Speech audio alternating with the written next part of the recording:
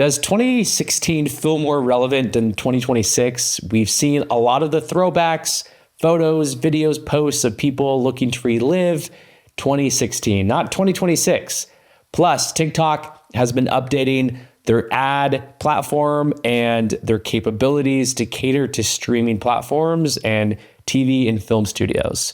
So let's talk about that and more, and how you as a marketing leader, creative team can leverage these tools and these updates across your team and company. Okay, so first off, have you seen it? It's January 2026. A lot of people, myself included, have posted photos curated from 2016, 10 years ago, a decade ago. Some of you may have been very young, so those photos could be embarrassing or just pre you in the workforce. Others may be like, it feels like it's a throwback to the 90s or the 80s or before, where we're kind of reliving the nostalgia, where people are wanting to basically step into the world before AI, before this massive world shift and cultural shift that politics and media and all of these public-facing platforms have shifted on us, right? And so it's kind of like our nostalgia of a decade ago has become a coping mechanism for us, that we're reliving maybe more simpler times. For me, more simpler times could have been another decade before that. But in 2016, it was a time by which what we're experiencing today looked very different. Again, it's before all of these emotions and these events have kicked in, be that on a world scale, on a local scale, personal scale. And so it's been a fun way to revisit those times. For myself in 2016, I was a new dad. That's when my first child was born. And so I was adjusting to that world. I was still pretty new into employment when I worked at corporate at Princess Cruises and Carnival Corporation, where I was getting my sea legs and getting familiar with what it looked like to work in that world out of Los Angeles. And, I was still fairly newly married at that point too. And so there's a lot of new experiences and kind of the honeymoon phase on a lot of important milestones in my life. And so it was a great time, as is now. I've got 3 kids now, and one of them is about to turn 1. I mean, the youngest, I should say, is about to turn 1. And so we're on the other end where we're done having kids, and I am into my own company now, many years into it, it feels like. And so the decade has shifted a lot. And of course, we're seeing a lot of the cultural and political unrest and media unrest and shift where a lot of us as creators have become the media and the sources of truth or opinion and ideas that are more trusted, say, than the CNNs or Fox Newses of the world or other platforms like that. So with this resurgence in even just a decade-old nostalgia hit, it has become a coping mechanism for many people to just relive seemingly more simpler times. But what do you think? Do you find that has become a tool for you or for others to use that form of a marketing or of social media posting to relive those times of a decade ago? What has it been for you? Have you contributed to this trend? Maybe you've seen it used. Let us know in the comments down below. And of course, I see this trend also as a signal of what's to come. I do believe with all of this massive amount of AI and content, just overwhelm and saturation, that there's going to be, and as it's already happening in my opinion, a pendulum swing of so much content, so much information.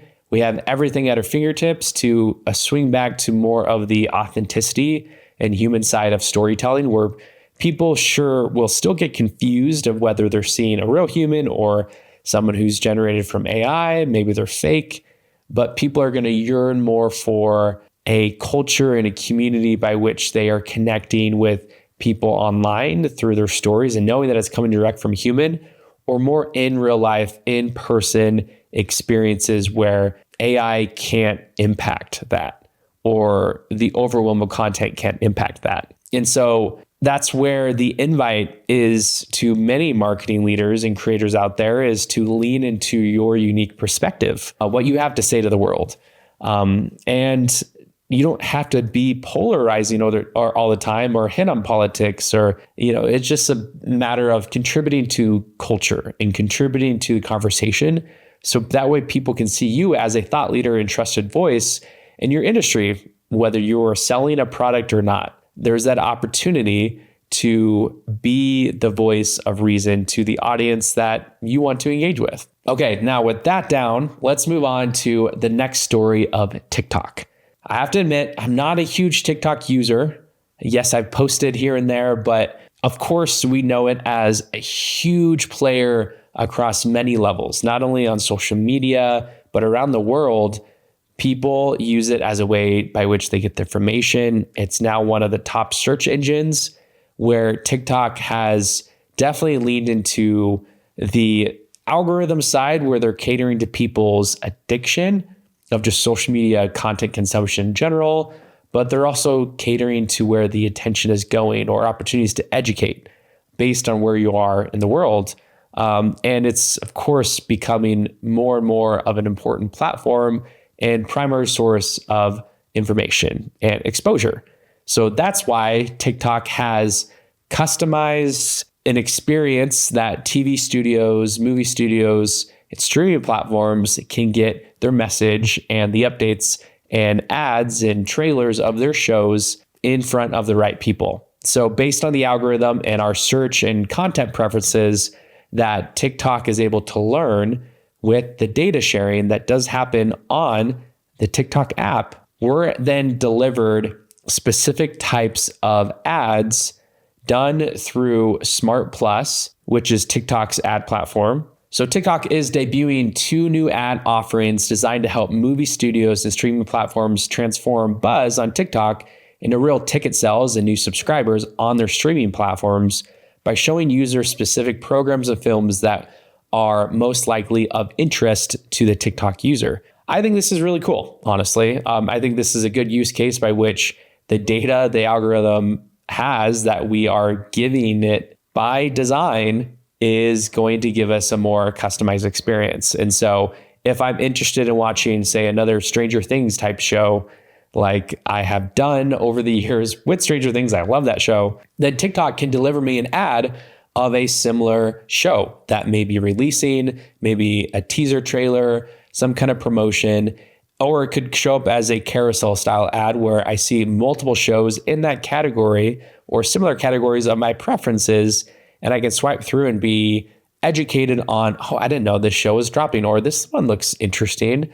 The visual hook, or however it's edited and presented to me, is relevant to my interests. And that's going to be important too from an editing side, or if AI is used in the editing of some of these promotions, it can get it in front of and test different hooks and messaging and visual styles that can cater to different types of TikTok users. So by doing this, studios and streaming platforms can know. So this is a credible opportunity for these competitive studios and streaming platforms to actually deliver the content, get aware, build the buzz around new shows and content, especially when I turn on my TV and I see like 20 streaming apps, and knowing which one to go to. I typically want to, when I'm in the mood to watch a show, I want to know what the show is prior to turning on the TV. So that way I don't spend 30 minutes trying to navigate what show to watch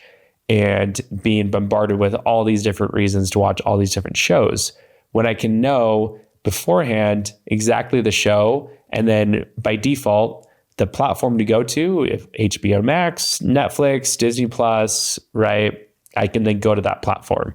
So great opportunity for these types of offerings to get in front of the right people and give them more of a customized experience. And I hope that TikTok continues to invest in how the ad platform can also be used for marketing teams, promoting products and services to different brands. I know obviously their platform is in place, but what can it look like for the algorithm and AI and machine learning to learn about our preferences in such a way that the ads are so targeted, are so specific to hook the attention of the best fit client. And that way it's an easy click through, and kind of like what these streaming platforms and studios are doing to increase ticket sales or subscribers. As brands, we can do the same. Have an easy click to purchase or click to upgrade product in app shoppable experience that gives us marketers the opportunity to deliver the right product or service at the right time to the right audience. But let me know what you think. Do you like that these ad platforms are going to be able to show up in even more of a customized way to curate the information, the shows, the movies in a way that are best for the TikTok user? Does it still feel like an invasion of privacy, encroachment on our, does it feel like we're still giving away too much data about ourselves with this? Do you find a use case as a marketer that you can then use this to promote, whether you're an agency, your clients' products or services, or your own as a marketing team? So I think interesting opportunity to explore. And if you found this interesting, if you find you're going to use the nostalgia hit of 2016 to 2026 in your own marketing, or reinvest your efforts into how TikTok can be used to promote your products and services, let me know down in the comments. And until next time, we'll see you soon.